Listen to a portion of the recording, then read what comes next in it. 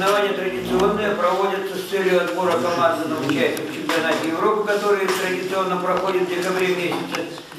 С дистанции от 1000 метров до 8 километров. Трасса будет расположена в зеленой зоне.